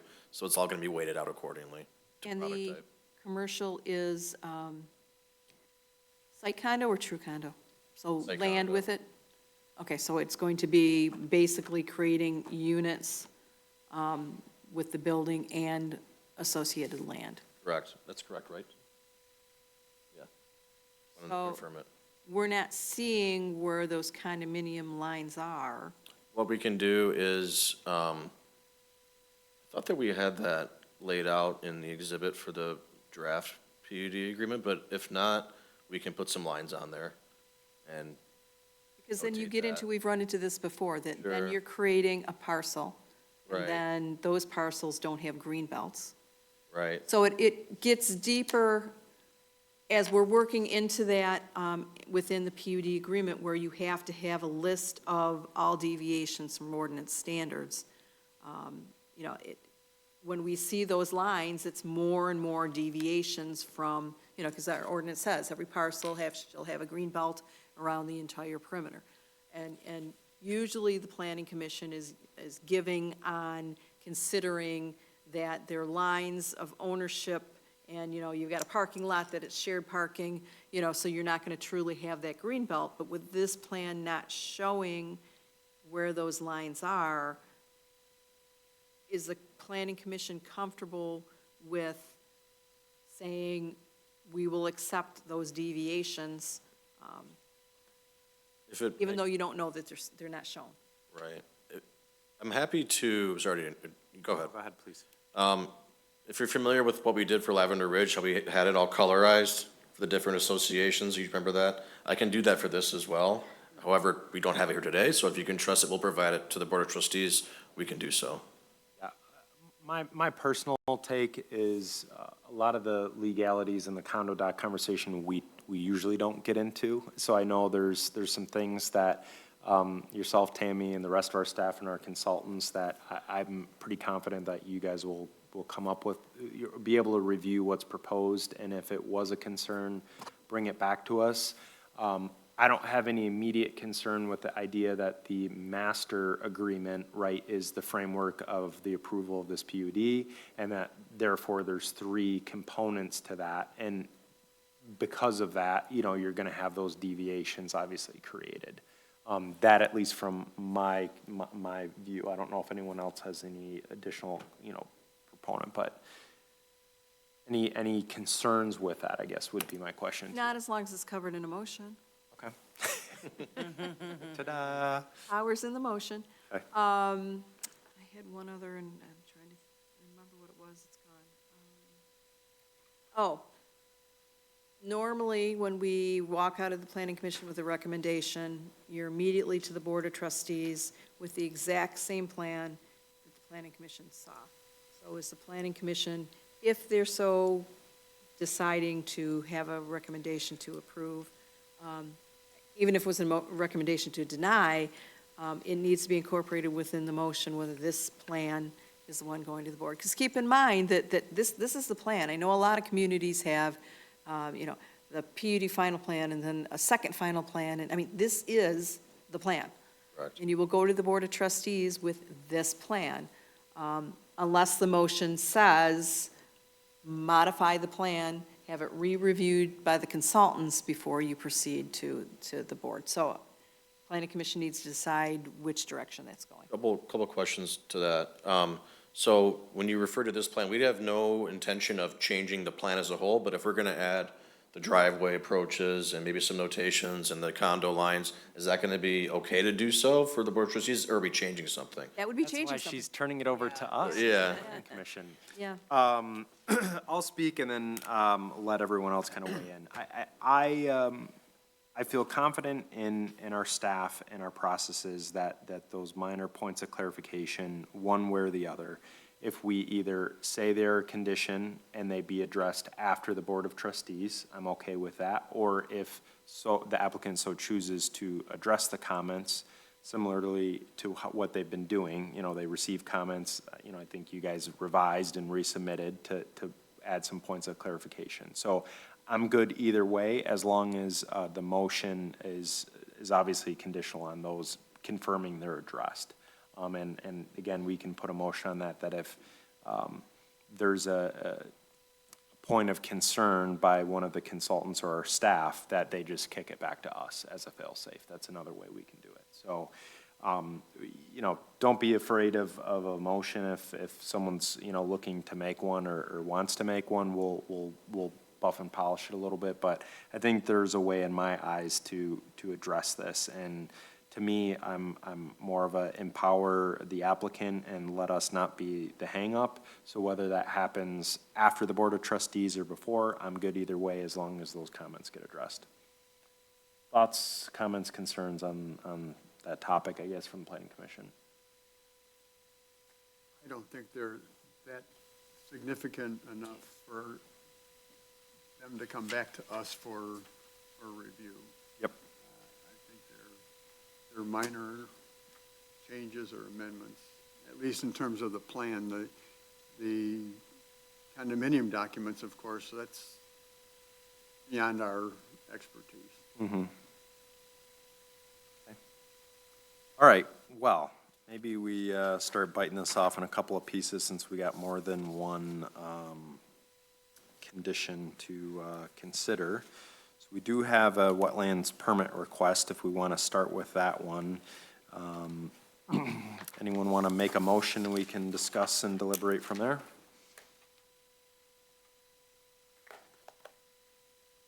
Move that the Planning Commission recommends approval of the wetland permit for PC 2527 Eastport Village Final Planned Unit Development located at 571 South Lapeer Road, in parcel 0911, 427, 004, 006, 007, and 545 South Broadway, parcel 0911, 427, 016, and 017, referencing the plan states stamped and received February the 5th, 2026, based upon the following findings of fact. The action is not likely or will not pollute, impair, or destroy a wetland. There are no feasible or prudent alternatives to the proposed action, and the approval is consistent with the public interest in light of the stated purposes of the Wetlands Protection Ordinance. This recommendation for approval is based upon the conditions as outlined in the letter of OHM of February the 18th, 2026. All right, I have a motion. Do I have support? Support. By Mrs. Urbanowski. Further discussion by the Planning Commission. Go ahead, Ms. Gurley. Same error, not recommending. And it was staff that we apologize for the error, and you're just following what we wrote for you, but it's written incorrectly. All right, all good. Would it be the motion maker's intent that we're approving the wetland versus recommending? Okay, thank you very much, Ms. And I Okay, would you amend your support amend of my that. support. Thank you very much. All right, additional conversations on the motion on the table, that of recommending approval of the wetland permit. Recommending. Sorry, I just said it again, didn't I? I know, I just saw it just dawned on me, where you guys are chuckling, that you're laughing at me because I said it. Well, all right, that the motion is to approve. Okay, with that said, any public, almost did it again, any public discussion on the motion, including that of the applicant? Okay, roll call vote, please. Gross. Yes. Urbanowski. Yes. Jones. Yes. Joshua. Yes. Walker. Yes. Reynolds. Yes. Motion carries. Okay, that takes care of the wetland permit, which leads us to consideration of the PUD, which is a recommendation. Someone wants to take a stab at that, we can further deliberate and provide some clarity and if there's any additional conditions based on all the discussions we had this evening.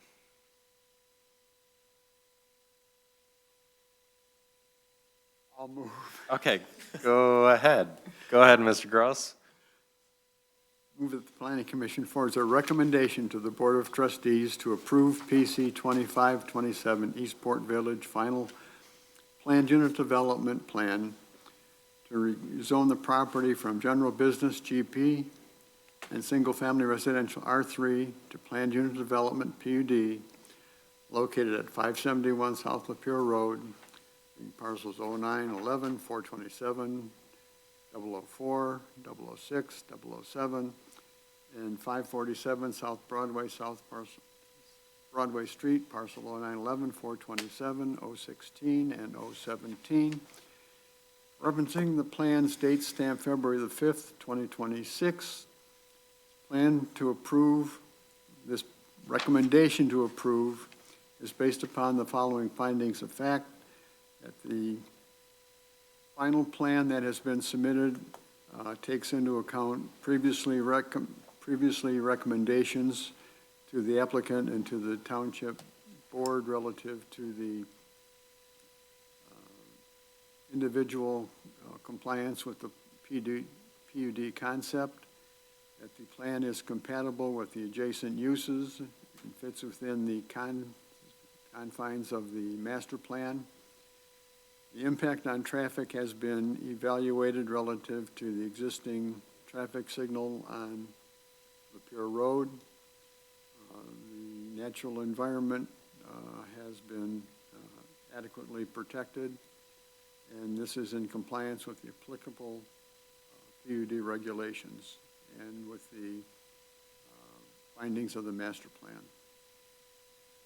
Recommendation to approve is based upon the following conditions, that the review and approval of the township attorney and the township supervisor of the PUD agreement, the review and approval by the township consultants, staff, attorney, and township supervisor of the condominium documents, and that any unresolved issues relative to signage and drive approaches and other minor plan amendments be considered by the staff after the township board's approval. And any other unresolved issues of the planner's review of February the 19th and the OHM review of February the 19th, 2026. All right, I have a motion. Do I have support? Support by Mr. Joshua. Okay, thank you, Mr. Motion Maker. That was quite the mouthful of all the pieces that we have going on.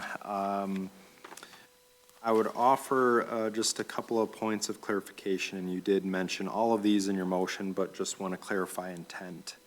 That the applicant show driveway access to all buildable footprints within the documents, and that the proposed signage, not only the proposed residential signage, but also the use of the Jacobson's existing site sign be clarified with not only dimensions provided, but also materials and descriptions of what's being used, with the understanding that the lower message board that's currently existing is to remain in some sort of message board fashion versus a proposed video screen of sorts.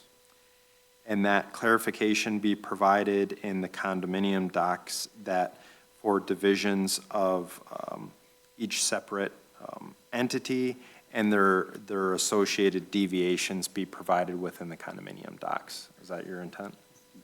I'll accept that as a clarification, yes. Okay. Ms. Joshua, okay. Ms. Grilling, you're looking at me funny with the condo doc It statement. Does that needs to be complicate more things? than the condo docs. I mean, this Okay, plan and- needs to show the parcel lines. And Okay. actually, the ordinance actually says any deviation listed, not only is listed within the PUD agreement, but is also listed within the PUD plan. Okay, thank you for that.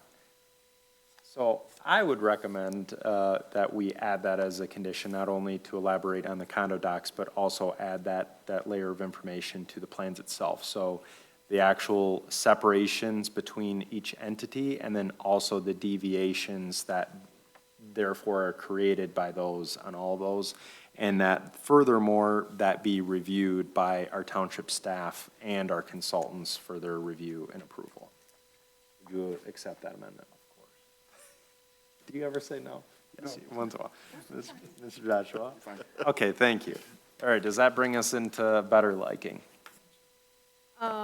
Does the plan need to be amended prior to going to PC? Okay. I'm sorry, to Board of Trustees.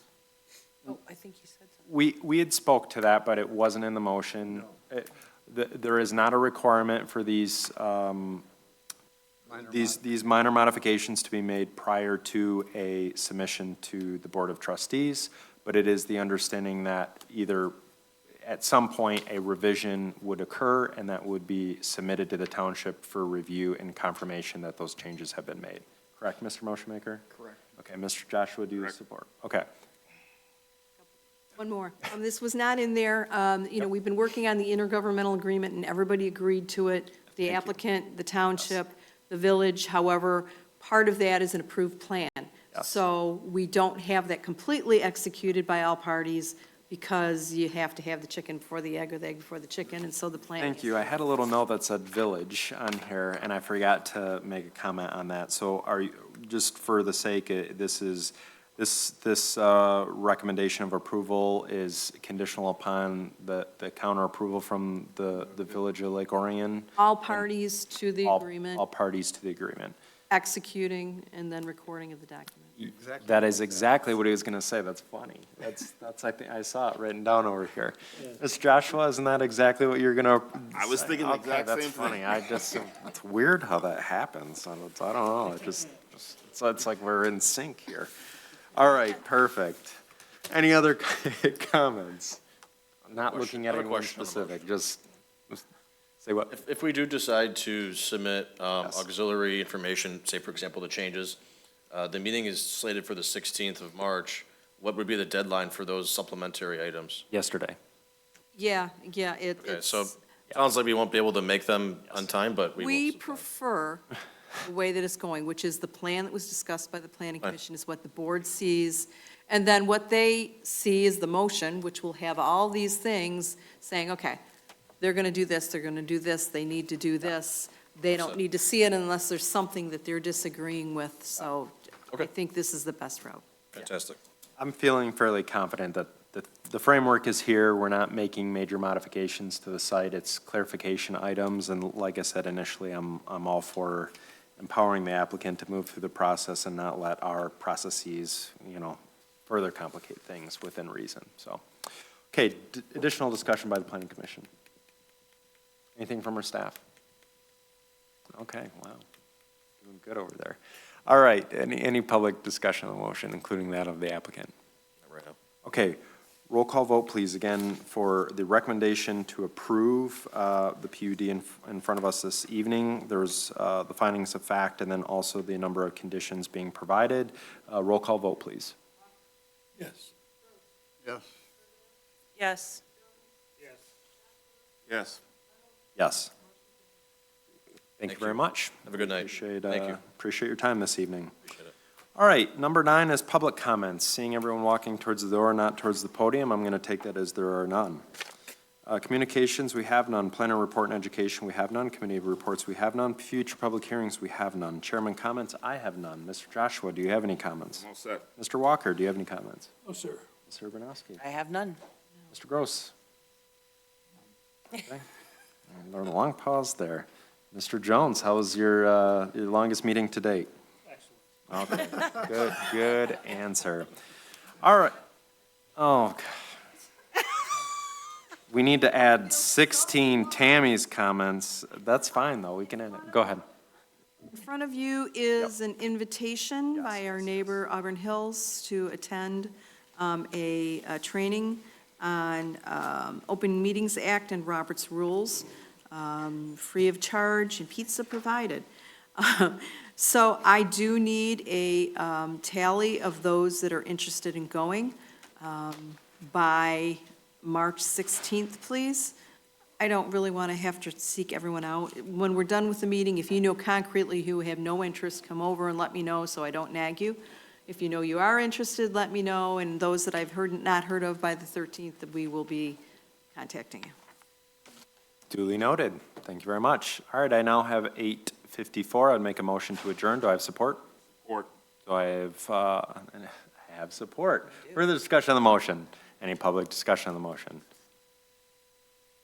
All those in favor, please stay with aye. Aye. All those opposed, motion carries. Mr. Joshua.